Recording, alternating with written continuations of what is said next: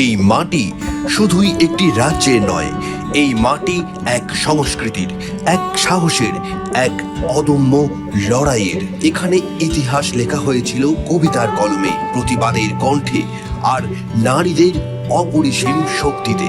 এই শহর বহু প্রাচীন স্থাপত্যের এবং ঐতিহ্যের। এই শহর কবিতা, চিত্রকলা, সিনেমা আর বিপ্লবের, যেখানে প্রতিদিন হাজারো স্বপ্ন তৈরি হয়, প্রতিদিন নতুন পথ চলা শুরু হয়। কিন্তু বাংলার পরিচয় শুধু শহরে সীমাবদ্ধ নয়, এখানে নদীর স্রোতের মতো বয়ে চলে জীবন। রবীন্দ্রনাথ বলেছিলেন, নারী আপন ভাগ্য নিজেই গড়বে। সেই পথেই এগিয়ে গিয়েছিলেন সত্যজিৎ রায়ের চলচ্চিত্রের আরতি থেকে শুরু করে সুচিত্রা সেনের শক্তিশালী চরিত্র, আর আজকের যুগের অসংখ্য বিজয়িনীরা। এবার সময় এসেছে নতুন গল্প শোনার। আসুন বিজয়িনীদের পথ চলা শুরু করা যাক।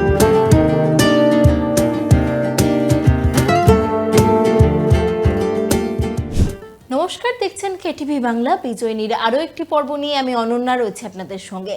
আর আজ আমাদের সঙ্গে বিজয়িনীর পর্বে রয়েছেন বিখ্যাত সঙ্গীত শিল্পী স্বর্ণালী বোস। স্বর্ণালীদি, কেটিভি বাংলায় অনেক অনেক স্বাগত। ধন্যবাদ।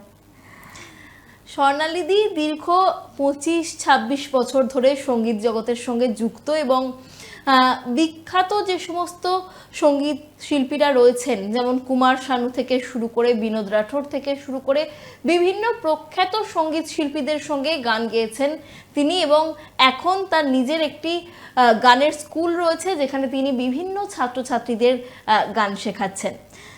স্বর্ণালীদি, তোমার এই যে দীর্ঘ গানের জীবন, প্রায় 25-26 বছর হয়ে গেল, প্রথম গানের জগতে কিভাবে আসা? গানের জগতে বলতে গান শেখা, গান শিখতে শুরু করেছি। কত বছর বয়সে সেটা? হয়তো 3-3.5 বছর বয়স, আচ্ছা, বা 4 বছর বয়স, এরকম সময় থেকে গান শেখার শুরু। আমি গান শেখা শুরু করেছি আমারই পাড়ার আমার দাদুর বন্ধু শ্রী নেপাল রায়, ওনার কাছে। এবং মানে আমার আম্মা খুব ভালো, ঠাকুমা, আমার আম্মা খুব ভালো গান গাইতেন। সেখান থেকে বাড়িতে একটা গানের পরিবেশ ছিল, গান বাজনার পরিবেশ বা গান শোনা, বিশেষ করে যেটা নাকি সব থেকে বেশি ইম্পর্টেন্ট গান শেখার জন্য, যে গানের একটা কান তৈরি হওয়া বা গান শোনা, সেই পরিবেশটা মানে ভীষণভাবে আমার বাড়িতে ছিল ছোটোর থেকেই। তো সেখান থেকেই হয়তো ভালোবাসা এবং মানে সেখান থেকেই গান গাইতে বা শিখতে শুরু করা, এবং শেখাটা তো এখনও চলছে। এবং তারপরে 2014 সালে আমি একটি বেসরকারি চ্যানেলের রিয়েলিটি শোতে পারফর্ম করি, এবং তারপর থেকে আমার প্রফেশনালি গান বাজনা করা বা ওই মানে গানটাই আমি আজীবন মানে আগামী দিনে প্রফেশনালি পুরোটাই গান বাজনাই করব হোল হার্টেডলি, সেটা হচ্ছে 2014 থেকে। আচ্ছা আচ্ছা, বেশিরভাগ ক্ষেত্রে দেখা যায় যে একদম ছোটবেলায় যেমনটা তুমি বললে যে গান শেখা শুরু হলেও সময়ের সঙ্গে সঙ্গে দেখা যায় যে পড়াশোনার চাপে কোথাও গিয়ে মাধ্যমিক আছে বা উচ্চ মাধ্যমিক আছে বলে সেই গানটা ছেড়ে দিতে হয়, বা বাড়ি থেকেই বলা হয় যে এখন থাক, আর করতে হবে না, দিয়ে কোথাও গিয়ে সেই বিষয়টা হারিয়ে যায়। একেবারেই বেশিরভাগ ক্ষেত্রেই সেটা হয়। কিন্তু মানে আমি খুব লাকি যে আমার পরিবারের, আমার মায়ের একটা মানে অক্লান্ত পরিশ্রম আমার গান বাজনার পিছনে, এবং আমার পরিবারের প্রত্যেকের, আমাদের জয়েন্ট ফ্যামিলি। আগে আমার দাদা আম্মা মানে দাদু ঠাকুমা ছিলেন, এবং মা বাপি কাকা কাকিমা কুট্টু কাম্মা সবাই মিলে আমরা একসঙ্গেই থাকা, এবং প্রত্যেকের গানের জন্য একটা মানে ভীষণ ভালোবাসা, এবং আমাকে সেই দিকে এগিয়ে দেওয়া। সব কিছুর আগে মানে পড়াশোনাটা তো একটা বেসিক নিড, ওটা তো করতেই হবে যে কোনো মানুষকেই। তো পড়াশোনাটাকেও মানে অনেক সময় এমনও হয়েছে যে পড়াশোনাটা আমি সেকেন্ডারি ভাবে করেছি, এবং গান বাজনাটাই প্রাইমারিলি মানে করার চেষ্টা করেছি। সেটা পরিবারের সাপোর্ট ছাড়া বা মা যদি খুব মানে স্ট্রংলি এই জায়গাটাতে না দাঁড়ায়, সেখানে কারোর পক্ষেই করা সম্ভব হয় না। মানে এটাতে আমি অত্যন্ত লাকি, এবং আবারও বলছি বিশেষভাবে মায়ের একটা অক্লান্ত পরিশ্রম, মানে ছায়াসঙ্গী। আমি সব জায়গায় এই কথা বলি যে মা বরাবর গান বাজনায় আমার ছায়াসঙ্গী হয়ে থেকেছে এখনও পর্যন্ত। তো সেই জন্যেই গানটা আমার ছাড়া হয়নি কোনো দিন, এবং বরং গানের জন্য আমি অনেক কিছু ছেড়েছি। যেমন যেমন আমার খুব ম্যাথস অনার্স পড়ার ইচ্ছে ছিল, আমি পড়িনি, মানে পড়তে পারিনি বা পড়িনি হচ্ছে তার কারণ মানে আমি সেই মার্কসও পেয়েছিলাম যাতে ম্যাথস অনার্স আমি পেতে পারি, বা আমার খুব ডাক্তারি পড়ার শখ ছিল একটা সময়।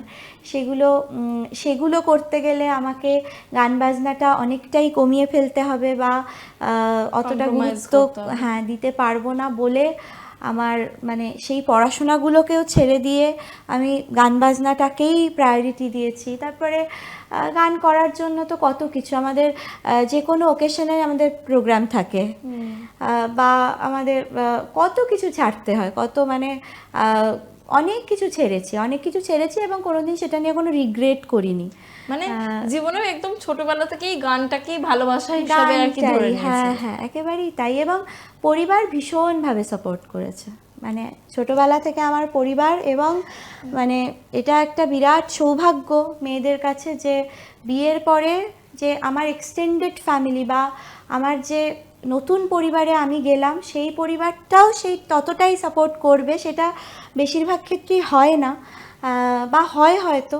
আমি অত্যন্ত ভাগ্যবান যে আমি এমন একটা পরিবারে গিয়ে পড়েছি বিয়ের পরে, যেখানে আমার পরিবারের মতোই বা আমার পরিবারের থেকেও অনেকাংশে আমাকে মানে বেশি গান বাজনার প্রতি সাপোর্ট করা হয়। এবং আমার হাজব্যান্ড খুব প্যাশনেট অ্যাবাউট মিউজিক, সে মানে he is a very good keyboardist, মানে নিজের চাকরি নিজের কাজকর্মের পাশাপাশি মানে এই মিউজিকটাকে ক্যারি করা, মিউজিকটাকে নিয়ে চলা, এবং তার সঙ্গে আমাকে ইন্সপায়ার করা, আমাকে সব জায়গায় এগিয়ে দেওয়া, সেটা মানে দুই পরিবার, এই মুহূর্তে বলতে গেলে আমার দুই পরিবার, তাদের ছাড়া আমার মিউজিকটা হওয়া অসম্ভব ছিল।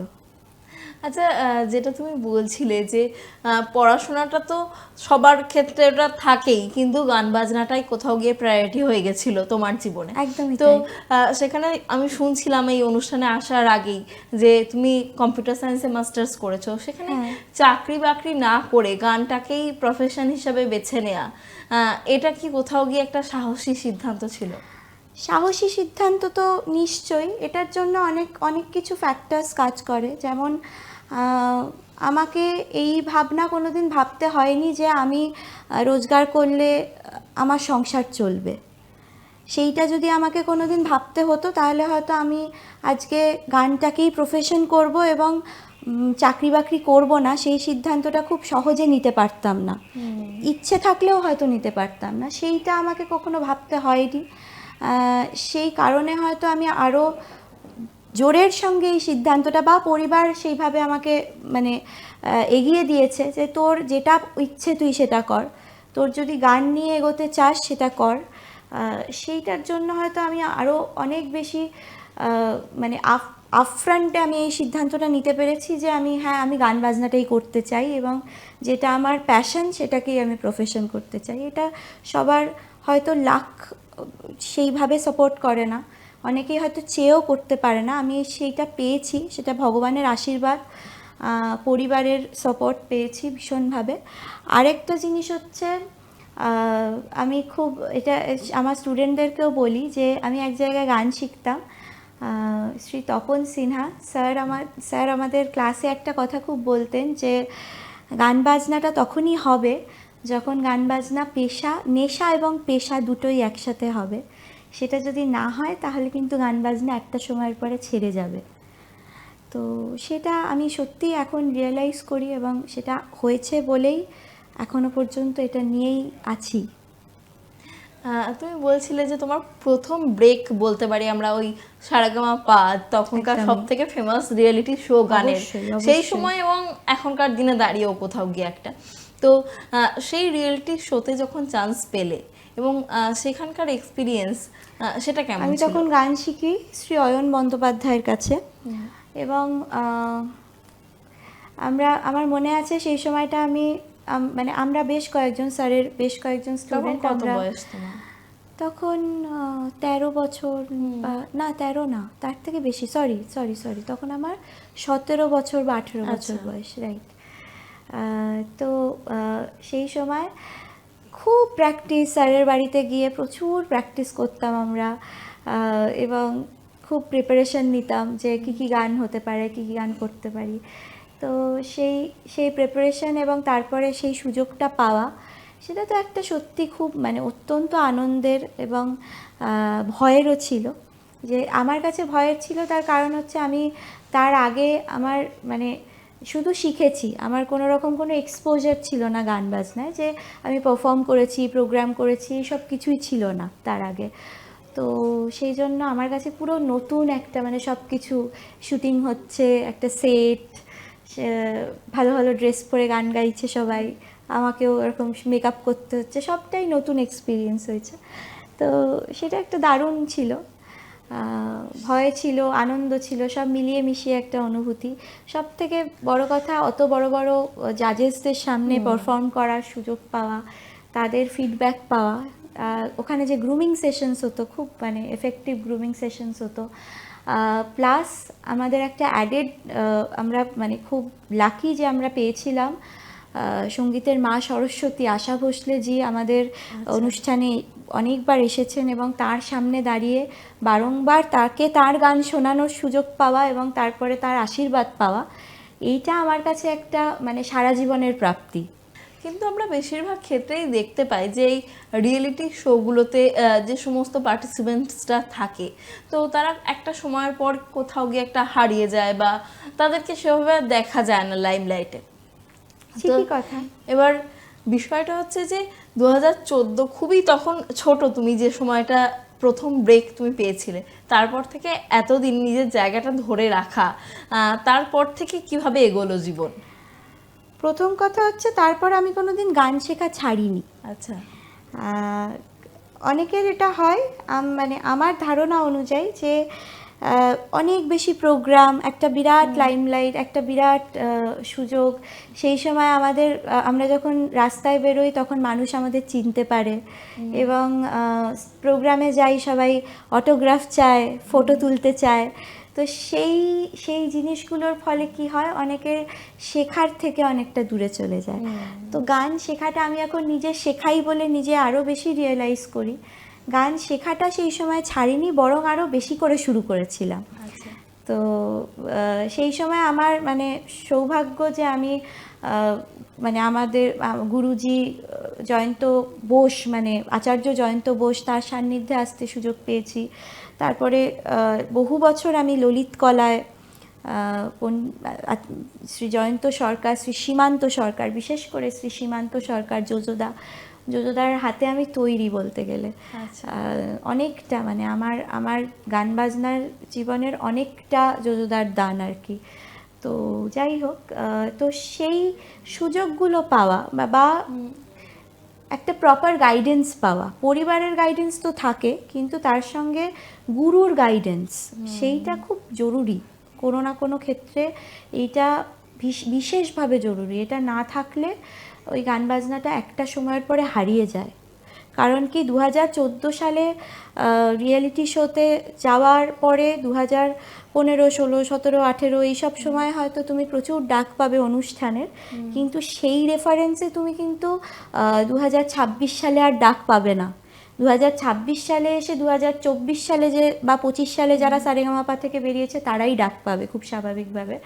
তো সেখানে নিজের রেকর্ডিং করা, নিজের গান তৈরি করা, আমি বহু সুযোগ পেয়েছি, বহু জায়গায় বহু মিউজিক ডিরেক্টর, আমার সৌভাগ্য যে আমি বহু মিউজিক ডিরেক্টরের সঙ্গে কাজ করেছি, এবং সিনেমায় বলো বা বেসিক বাংলা গান, অ্যালবাম, বহু গান এরকম গাওয়ার সুযোগ পেয়েছি, যেখান থেকে আমার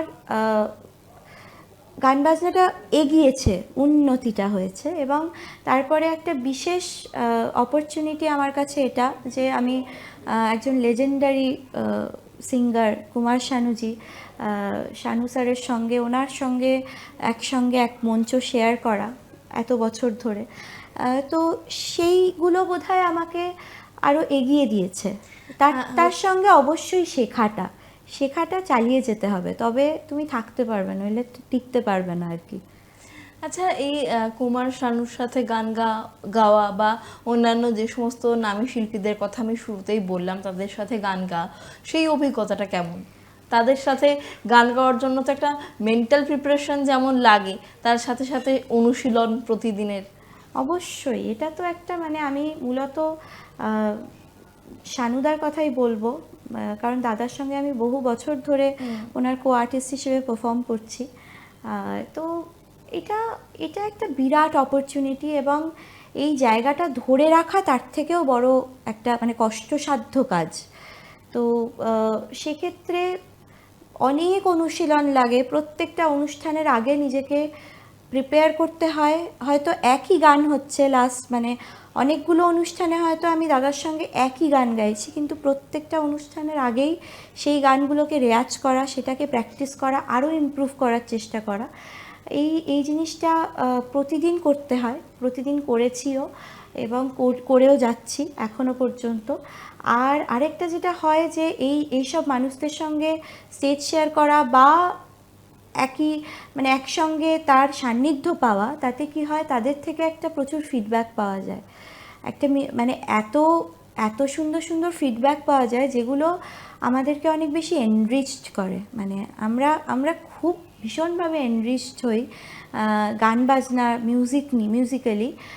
তো সেটা আমাদের যে কোনোভাবেই হোক কাজে লাগে। এবং মানে আজকে আমার কেটিভি তে আসা, এখানে এই অনুষ্ঠানে আসা যার হাত ধরে, তিনি শান্তনুদা, কেটিভিরই সঙ্গে যুক্ত শান্তনুদা আর আমিও একসঙ্গে শানুদার টিমে একসঙ্গে পারফর্ম করেছি। তো সেখান থেকেই দাদার সঙ্গেও আলাপ এবং আজকে আমার এখানে আসা আর কি। বেশ, আমরা অনেকক্ষণ গল্প করছি, এখন নিয়ে নিচ্ছে একটা ছোট্ট বিরতি, ফিরে আসছি বিরতির পর, সঙ্গে থাকুন। ফিরে এলাম বিরতির পর। আজ আমাদের সঙ্গে বিজয়িনীর পর্বে রয়েছেন বিখ্যাত সঙ্গীত শিল্পী স্বর্ণালী বোস। স্বর্ণালীদি, আমরা বিরতিতে যাওয়ার আগে আড্ডা মারছিলাম যে তোমার এই যে দীর্ঘদিনের সঙ্গীতের জীবন সেটা নিয়ে, কিন্তু গান কিন্তু এখনো শোনা হয়নি। এবার গল্প শুরুর আগে একটু গান শুনে নিতে চাইবো। নিশ্চয়ই আমার গাওয়াই একটা গান শোনাবো, যেহেতু আজকে আমি আমাকে নিয়েই আমার সঙ্গীত জীবন নিয়েই কথা হচ্ছে। এই গানটা একটা খুব মানে আমার কাছে অত্যন্ত কাছের একটা গান, তার কারণ হচ্ছে বহু বহু মানুষের ভালোবাসা পেয়েছে।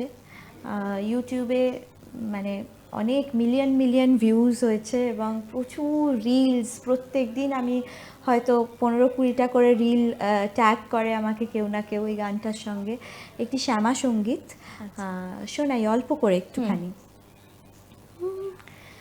কতদিন আসিনি মাগো তোর স্মরণে, রাখিনি হাত রাঙা ওই চরণে, আমি এলাম চলে আজ তোমার দর্শনে, মা আমাকে আর কোলে তুলে নিসনে, মা মা মা মা গো মা,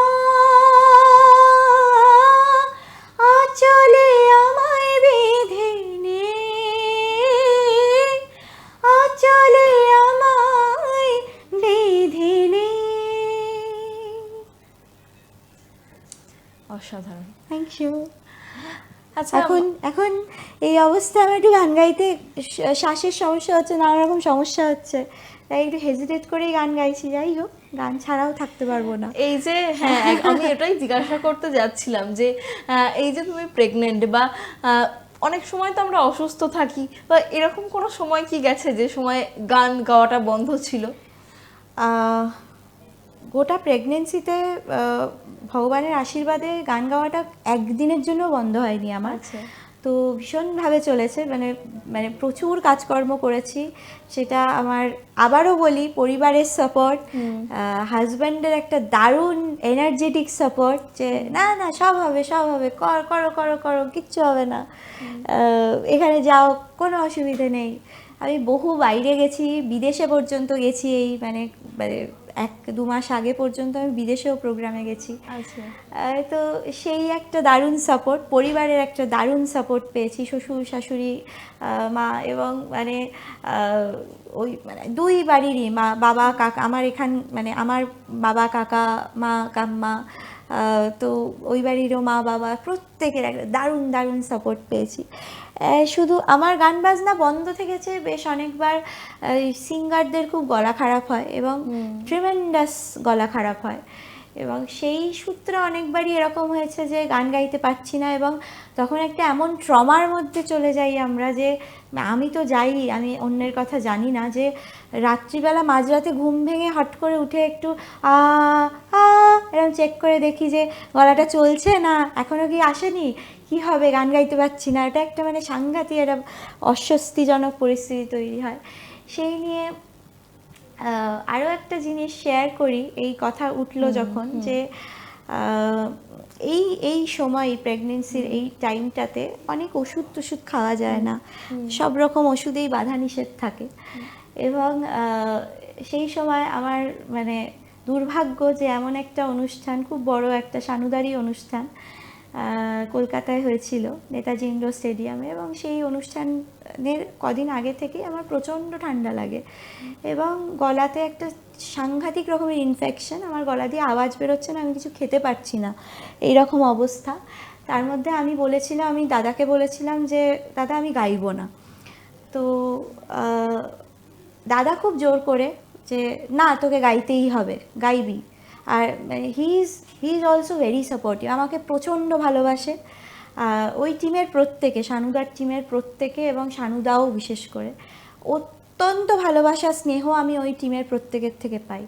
তো না আমি আছি, কিচ্ছু হবে না তোর, আমার সঙ্গে গাইছিস, তোর এত চিন্তা কিসের, আমি ঠিক গাইয়ে নেব, আমি গেয়ে দেবো, তোকে গাইতে হবে না, গাইবি তুই। এই করে গাইলাম, এবং মানে এখন যেরকম সোশ্যাল মিডিয়া আমাদেরকে ভালো দিকেও নিয়ে যায়, অনেক প্রচার বা অনেক কিছু হয়, ঠিক ততোধিক অপপ্রচারও হয়। আমি সেই সময় অবধিও, সেই সময় কেন এখনও আমি নিজের থেকে কাউকেই মানে ওইভাবে বলিনি যে আমি প্রেগনেন্ট এবং আমার কবে কি ডেলিভারি বা হোয়াট এভার, মানে এইসব নিয়ে আমি কোথাও কোনো মাধ্যমেই কথা বলিনি আর কি। কিন্তু ওই অনুষ্ঠানটাতে আমি দেখেছিলাম, ওই অনুষ্ঠানটাতে আমার গলা দিয়ে আওয়াজই বেরোচ্ছিল না, তারপরেও আমি নিজেকে 100% পুশ করে যতটা গাওয়া সম্ভব সেটা গাই, এবং তারপরেও বহু এরকম মানুষ যারা নাকি না জেনে, প্রথম কথা আমার এটাই খুব খারাপ লাগে যে মানুষ না জেনে কতটা খারাপ আরেকটা মানুষকে বলতে পারে। আমি হয়তো খারাপ গাইনি, আমি যে মানুষটার পাশে দাঁড়িয়ে আছি, দাঁড়িয়ে গান গাইছি, আমি যদি খারাপ গান গাইতাম সে আমাকে গান গাইতে নিত না, আমাকে ডাকতো না, তার ভূতেই ধরেনি আমাকে গান গাইতে ডাকবে। তো সুতরাং আমি গাইছি, এবং কি পরিস্থিতিতে গাইছি মানুষ সেগুলো জানতেই চায় না। সেটা শুধু আমার সঙ্গে হয় না, আমি গান মানে গলা খারাপ থাকা এই প্রসঙ্গে সেটাই বলছি যে আমাদের শিল্পীদের কাছে এটা একটা সম্পদ, এবং এটা যখন খারাপ থাকে তখন আমাদের থেকে হেল্পলেস আর কেউ থাকে না। তো সেক্ষেত্রে সেই যে একটা ডিমোটিভেশন, এবং যে সময় আমার সাংঘাতিক শরীর খারাপ, সেই সময় মানুষ এমন মানে মানুষ যেমন একটা মানে একজন শিল্পীকে এই জায়গায় উঠিয়ে দিতে পারে, আবার এক লহমায় এইখানে নামিয়ে দিতে পারে। তো সেই একটা মানে প্রচণ্ড রকমের, একে তো শরীর খারাপ, এই রকম একটা পরিস্থিতি ফেস দিয়ে যাচ্ছি, তার মধ্যে কোনো ওষুধ খেতে পাচ্ছি না, সব ওষুধ খাওয়া বারণ, তার মধ্যে এমন একটা পরিস্থিতি তৈরি হয়েছিল আমার মানে সোশ্যাল মিডিয়া থেকে আমাকে কমপ্লিটলি, আমি মানে কয়েকদিনের জন্য পুরো অ্যালুপ হয়ে গেছিলাম যে না আমি নিতে পারছি না। তারপরে আবার ঠিক পরের অনুষ্ঠানটাতে আবার দারুণ গান হলো, এবং তারপরে সবাই আবার এইখানে আবার তুলে দিল। এই জিনিসটা খুব মানে সাধারণ মানুষ হিসেবে আমাদের প্রত্যেকেরই উচিত প্রত্যেকে বোঝা যে প্রতিদিন ভালো গাইছে বা আমার মনের মতো গাইছে, সে যদি কোনো একদিন না গায় তাহলে সে খারাপ গাইলো না, মানে সে নিশ্চয়ই কোনো একটা বিপদে পড়েছে, সেটা যে কোনো কাজের ক্ষেত্রেই হতে পারে। সেগুলো আমাদের বোঝা উচিত, মানে বিশেষ করে সঙ্গীত শিল্পীদের গলার সমস্যা, এটা তো মেশিন নয়, এটা যে কোনো সময় হতে পারে। তো এইগুলো কিছু মানে ওয়ার্স্ট এক্সপিরিয়েন্সেসের মধ্যে এটা একটা আমার সারা জীবন মনে থাকবে। যাই হোক, মানে গলার সমস্যার কথা হতেই এটা তাই জন্য শেয়ার করলাম। যাই হোক, আচ্ছা এই যে বিদেশে গান গাইতে যাও তুমি, সেখানে কেমন রেসপন্স পাও? অসাধারণ। মানে বিদেশে কি হয় বলো তো, এখানে যেরকম হিন্দি গান বাজনা, বাংলা গান বাজনা এগুলো খুব স্বাভাবিক ব্যাপার। বিদেশে মানুষ ওই গান বাজনাগুলোর জন্য ক্রেভ করে, মানে ওরা অপেক্ষা করে থাকে যে বছরে একবার বা বছরে কয়েকবার কয়েকটা অনুষ্ঠানে এই ধরনের গান বাজনা হবে। এই কালচার, আমার ইন্ডিয়ান কালচারটাকে আমরা আবার মানে ফিরে পাবো, বা ওই সন্ধেটা আমরা মনে হবে যে আমরা ইন্ডিয়াতে আছি, নিজের বাড়িতে আছি বা নিজের হোমল্যান্ডে আছি। তো সেই জায়গাটার থেকে ওই যে উন্মাদনা, সেটা কলকাতায় বা ওয়েস্ট বেঙ্গলের মধ্যে কোথাও বা ইন্ডিয়ার ভেতরেও কোথাও আমরা পাই না। ওই যে উন্মাদনা বিদেশে যেটা পাওয়া যায়, বিদেশে যে পরিমাণ একটা দারুণ, মানে ওই এনার্জিটাই আলাদা। আচ্ছা দিদি, অনেকেই হয়তো তোমাকে দেখে এখন তোমার মতো হতে চায় বা তোমার মাপের শিল্পী হতে চায়, আমি বলতে পারি। তো তাদের জন্য কি টিপস দেবে আজকের অনুষ্ঠান থেকে? আমার মাপের শিল্পী এটা কোনো মানে এই নয়, সেটা মানে সব, আর আমারই হয়তো এখন মানে অনেক তোমার, পথ আমার চলা বক্তব্যটা বাকি। যে তোমার মতো হয়তো হতে চায়, যে তুমি যেমন আরো নামকরা শিল্পীদের সাথে গাইছো, তারাও যাতে গাইতে পারে বা তারা একটা জায়গায় পৌঁছতে পারে, তাদের জন্য কি টিপস তাদের দেবে? প্রথম কথা হচ্ছে গান শিখতে হবে, গানটা প্র্যাকটিস করতে হবে, প্র্যাকটিস ছাড়া হবে না, কিছুই হবে না।